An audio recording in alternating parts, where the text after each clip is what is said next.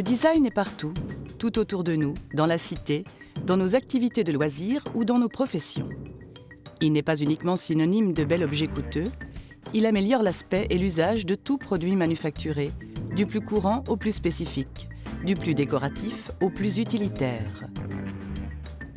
Au même titre que le chercheur, l'ingénieur ou le responsable marketing, le designer participe à la naissance, au développement et au succès d'un objet dans tous les domaines d'activité. Rien d'étonnant dès lors de rencontrer le design dans des lieux où on ne l'attend pas. C'est le cas dans le laboratoire de recherche fondamentale du professeur Dietmar, où l'on met au point des capteurs à usage médical. Le design est au sens anglo-saxon du terme, c'est-à-dire vraiment le design qui parle de la conception, c'est quelque chose de tout à fait intéressant et avec une note particulière par la satisfaction de l'utilisateur. Parce que nous, par exemple, si nous faisons des appareils qui sont portés par un patient pour être surveillés toute la journée, il faut que le design soit particulièrement amical, c'est-à-dire qu'il ne doit pas introduire de gêne, ça ne doit pas être compliqué. Il faut que l'appareil soit un ami et non pas un ennemi. Donc le design, la conception, l'interface homme-machine est une clé tout à fait déterminante dans la conception. Vous voyez ici un forceps, donc avec ce qu'on appelle les cuillères, et qui permet d'aider au passage de la tête lors de l'accouchement. Et si le forceps est mal positionné ou autre, et donc il peut y avoir des légers endommagements de la tête. Et pour ça, nous avons pourvu les cuillères de ce forceps de 17 capteurs qui permettent de mesurer la bonne répartition des pressions, de la position et d'éviter des pressions excessives.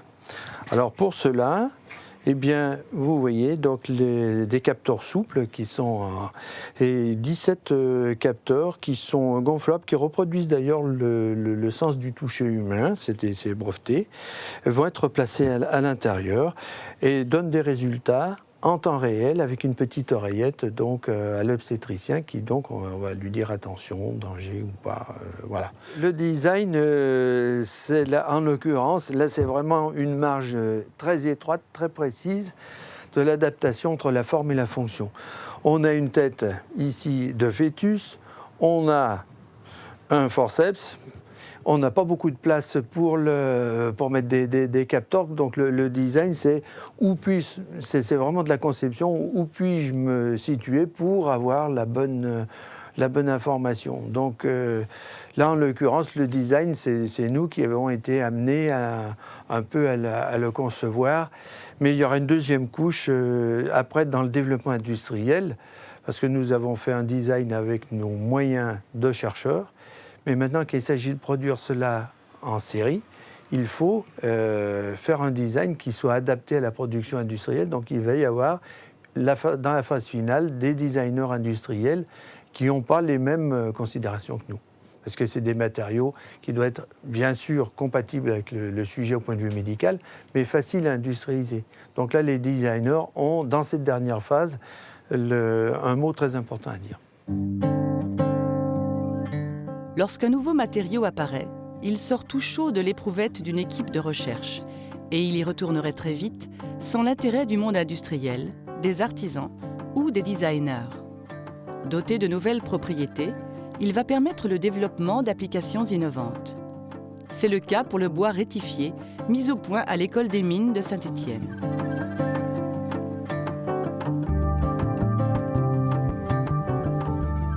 Alors le bois rétifié, c'est un matériau qui a subi un traitement thermique pour lui donner une stabilité dimensionnelle et une résistance à la dégradation améliorée.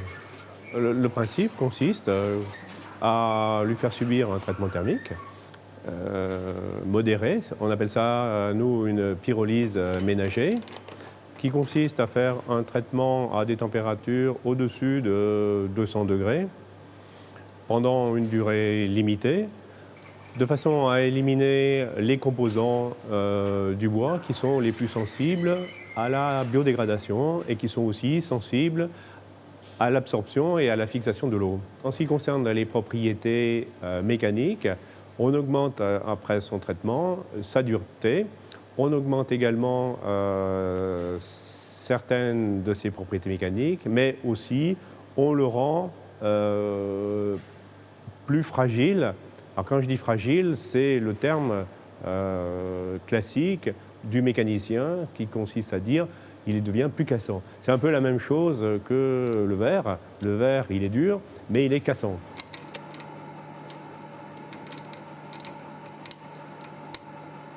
Donc moi j'ai découvert ce bois rectifié sur la Holzmasse en Suisse, à Bâle. Donc c'est une foire qui a lieu tous les 4 ans à Bâle, tout ce qui touche le bois, donc machines, équipements, quincaillerie et tout ça. Et en fouillant un peu, j'ai trouvé donc le bois rectifié. J'en mets beaucoup dans les marchés publics, donc c'est demandé, je fais le tour des architectes pour leur proposer donc ce bois-là. Donc on utilise beaucoup dans les jardins publics, donc style passerelle, pont, platelage et compagnie. On fait des contours de poubelles en bois, on fait des pergolas avec ce bois, on cache des transformateurs électriques, on fait des abribus. On fait beaucoup de panneaux pour séparer des murs anti-bruit, pour séparer les autoroutes aussi. Donc tout ça c'est fait avec ce bois-là. Et dans le privé, on utilise beaucoup dans les terrasses. Donc platelage de terrasse, on fait des escaliers extérieurs, de la clôture, des volets, des fenêtres. Et en intérieur, on fait des bacs à douche, du parquet, donc parquet frêne, parquet hêtre, toujours en rectifié. Vu que le bois il est hydrophobe en lui-même, donc il absorbe plus l'eau. L'eau, elle va perler sur le bois. Par contre, les autres bois aspirent l'eau. Voilà la grande différence. C'est pour ça qu'on n'a pas de souci. On fait des baignoires avec, on fait des lavabos avec, on fait des plans de travail et on n'a plus ce problème. Parce que le bois n'absorbe pas l'eau.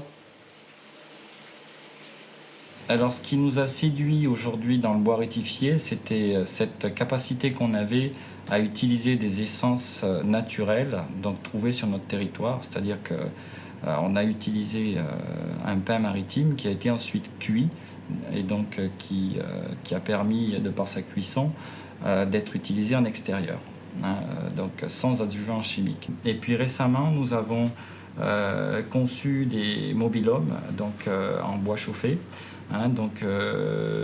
qui ont la particularité d'être complètement réalisés en bois, c'est-à-dire il y a 2 types de bois. Il y a un bois qui n'est pas traité, qui est le bois d'ossature, plus un bois de bardage, donc un bois d'habillage extérieur, qui lui est réalisé en bois chauffé. Donc aujourd'hui, je dirais que pour le design produit, c'est quand même un matériau qui a plein d'avantages, notamment ce que j'appelais moi cette dimension verte, écologique, puisque c'est quand même un matériau qui peut être exposé en extérieur sans faire appel à aucun produit chimique. Donc c'est un bois qui est très résistant mécaniquement, qui a une bonne tenue aux UV, qui a bien sûr des qualités d'imputrescibilité, de résistance aux champignons très fortes. Tout ça avec des bois traités qui peuvent être des bois de pays, donc du peuplier, du pin maritime, de l'épicéa, enfin toute une série, on va dire, d'espèces qu'on trouve dans nos régions. Donc il a un bel avenir devant lui. En plus, c'est un bois, de par son traitement, qui devient plus léger qu'un bois normal, puisqu'il a perdu quand même beaucoup d'humidité. Donc ça devient un nouveau matériau pour les designers, les architectes. Esthétiquement, c'est un produit d'un point de vue sensoriel qui est très vite remarqué et très vite perçu par les consommateurs, parce que primo, c'est une couleur très nouvelle, cette cuisson colore vraiment le bois.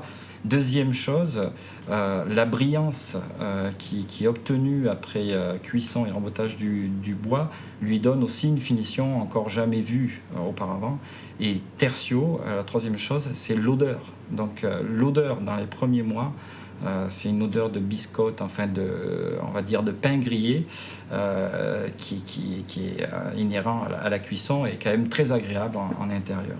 Donc on avait fait des mobiliers donc prototypés qu'on a mis dans un showroom. Ça sentait comme je dis, la biscotte. Ça a senti la biscotte pendant plusieurs mois, quoi.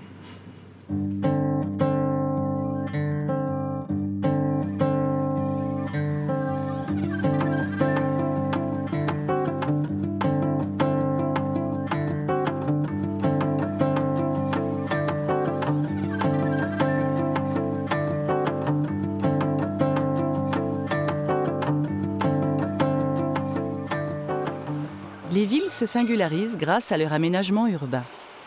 Elles gagnent ainsi leur identité, d'où l'importance que lui accordent les municipalités. Mais la tâche n'est pas simple, car cet aménagement doit associer esthétisme, fonctionnalité et résistance à l'usure. Le choix des matériaux est déterminant, mais un travail concerté entre les différents intervenants permet aussi de trouver des réponses originales et cohérentes. C'est pourquoi la ville de Saint-Étienne a décidé de créer l'Atelier, un collectif d'urbanistes, d'architectes et de jeunes designers. On a souhaité que la politique urbaine et les actions de proximité, les actions avec ces jeunes, soient un moyen de dynamiser la création. Et donc plutôt que de mettre l'argent sur des projets très monumentaux, sur des beaux matériaux, sur du beau mobilier acheté en catalogue, on a plutôt mis en avant le fait de faire appel à ces jeunes créateurs et à leurs idées, à leur savoir-faire, à leur capacité d'invention, qu'on a retraduites dans les espaces. Mais tous les projets dans les quartiers sont faits avec beaucoup d'inventivité, beaucoup de soin, beaucoup de qualité dans le dessin des matériaux, dans le choix des végétaux. On n'utilise pas nécessairement des matériaux nobles. En revanche, on fait aussi des essais. Je ferai référence au travail de Laetitia Bellala, qui a travaillé des matériaux qu'on n'utilise pas dans l'urbain en général, des matières plastiques, qu'elle a réutilisées pour faire à la fois ces sièges qui font en même temps luminaire le soir. Sur ce lieu-là, on a d'un côté quelque chose de très urbain et d'un autre côté un jardin suspendu, pas accessible, donc assez mystérieux. Le projet de ces cubes est d'accentuer en fait l'aspect mystérieux de ce lieu et de profiter de ce jardin suspendu et de l'étendre. On est au bord d'une forêt, on est à l'orée du bois et il y a des petites choses qui émergent. Donc c'est ces petites lucioles. Voilà, donc je disais qu'on pouvait les appeler des cubes, mais on peut aussi les appeler des petites lucioles qui s'allument la nuit, enfin apparaissent lucioles la nuit. Donc la journée sont des assises ou des objets comme ça qui sont très des objets dans l'espace public. Et la nuit viennent complètement changer le lieu et changer aussi la lumière dans la ville. Et puis, on a essayé de travailler sur un aspect translucide. Donc, on a fait plusieurs essais. Il y en a qui sont pas translucides du tout. On a vraiment fait une recherche dans la couleur et dans la transparence. Et on recherchait une matière organique. On cherchait à retrouver quelque chose d'organique à l'intérieur. Donc, à l'extérieur, on a quelque chose qui est plus relatif à l'espace public, et à l'intérieur, plus relatif à la luciole, justement, à l'aspect mystérieux qu'on aimait retrouver près de cette forêt.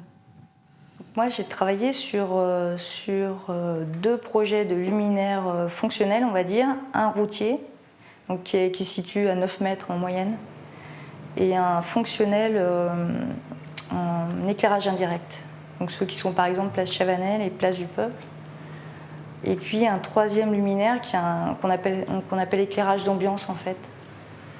Comme ce sont les éléments, en tout cas les éclairages qui sont des éléments verticaux qui étaient censés être assez hauts et qu'on est en ville, moi j'ai pensé tout de suite à des arbres, enfin aux végétaux de toute façon. Donc je suis restée dans cette idée pour les 3 luminaires, j'ai essayé de travailler sur ce thème en fait, sur les végétaux. Donc on garde l'idée de tronc comme les arbres. Et puis j'ai pris 2 branches, j'ai gardé l'idée de 2 branches, que ce soit pour le fonctionnel ou l'éclairage indirect. On retrouve à chaque fois ce symbole, les 2 branches, qui fait que le mobilier est cohérent.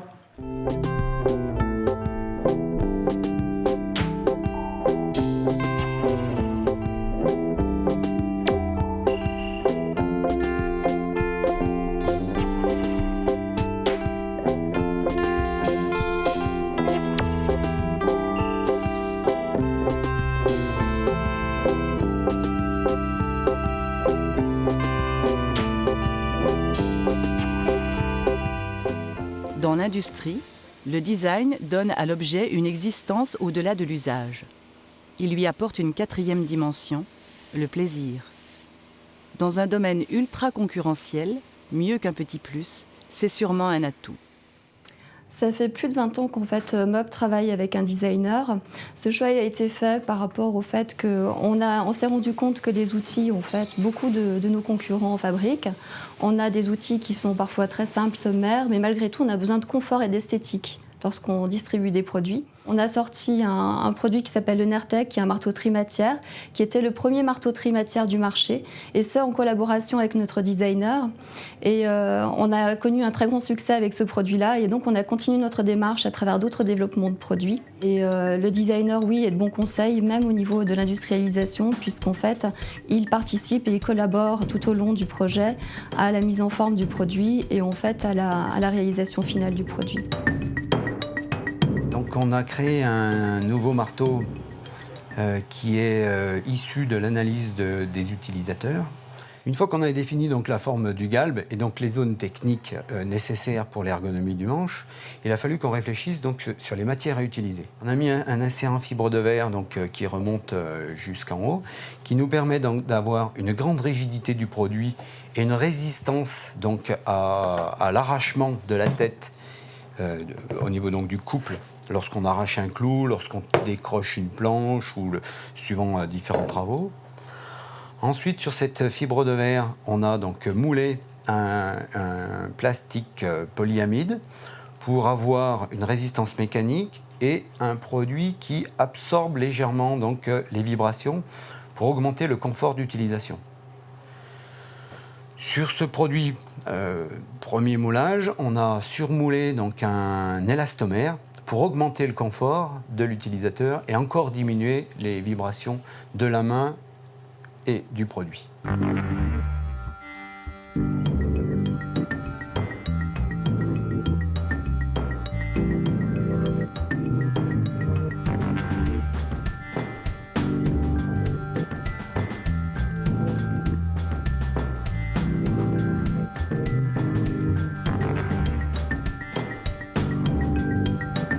Jamais personne n'a pu avoir une définition cartésienne du mot « qu'est-ce que c'est un designer ». Par contre, on peut définir beaucoup plus clairement qu'est-ce qu'un designer fait pour l'industrie. Dans le cas ici de ma collaboration avec Mob, qui dure maintenant à peu près depuis 10 ans, nous n'avons pas besoin d'une quelconque définition. Qu'est-ce que c'est le design? Ou de dire « je suis designer, les autres ne sont pas ». On a un cadre précis et dans cette société, qui est une société très traditionnelle, nous sommes dans un domaine où la concurrence est extrêmement rude. Pour rester dans le marché et pour surtout continuer à produire en France, la société a installé une politique d'innovation, de recherche. Et dans ce cadre-là, le design fait partie, mais n'est pas tout seul à terminer quelque chose. Là où il y a l'industrie, il y a processus de fabrication, il y a les méthodes, il y a collaboration entre les différents services, entre le marketing, entre bureaux d'études, entre les commerciales, entre la fabrication. Et le designer doit avoir une connaissance suffisante pour pouvoir collaborer avec toutes ces instances-là, s'insérer dans un processus, parce que ça se fait par étapes, et à un moment donné, les résultats et sur le marché, et quoi qu'on dise sur le design, les produits qu'on a dessinés doivent se vendre davantage, doivent comporter des avantages pour l'utilisateur et pour le fabricant. Si vous voulez, prenez une manche en bois, la tête. Les Romains, ils ont fait pareil. Vous allez dans le musée des Troies, vous avez un musée UTI extraordinaire. Et ce n'est pas la forme est donnée par l'usage, par la manière de lier les matériaux, etc. La tête et la manche. Donc, aujourd'hui, on peut dire, j'ai fait quelque chose de nouveau quand il y a un élément nouvel qui est arrivé. Un élément nouveau qui est arrivé. Dans la plupart des cas, c'est la matière. Puisque par rapport aux années 60, toutes les matières plastiques, toutes les matières composites, toutes les matières maintenant très très techniques, dans les textiles techniques, dans les composites, dans les métaux, etc. Les progrès est incroyable, ne cesse que s'améliorer. Donc si on ne s'appuie pas sur ce qui est nouveau, on fera ce qu'on aura pu faire, ce que les Romains auront pu faire finalement. Ils auront pu dessiner une manche tarabiscotée, pourquoi pas. Mais si on se base sur ce qui est scientifiquement aujourd'hui, on doit prendre tout de suite ce qui est né dans les laboratoires, vérifier qu'est-ce que je peux faire de mieux avec ça par rapport à une utilisation, par rapport à une fabrication, par rapport à des gens qui sont derrière. Et ça, c'est celui-là qui ne le fait pas, qui travaille avec des anciens matériaux, mais restera toujours un décorateur de génie avec des anges en plâtre qui collent quelque part. Alors, on ne peut pas dire « j'ai fait passer l'émotion à travers ça ». J'ai fait ça et d'un coup l'émotion passe. C'est à vous de me dire, comme vous voyez maintenant, cette gamme. Bon, l'émotion sur un marteau, c'est pas la même chose qu'un sac 8 tons. Mais tout à l'heure, j'ai entendu dire quelqu'un de votre équipe en disant c'est des chouettes outils. C'est une forme d'émotion, une forme de compliment, le mieux qu'un designer peut avoir, parce qu'on a envie de travailler avec.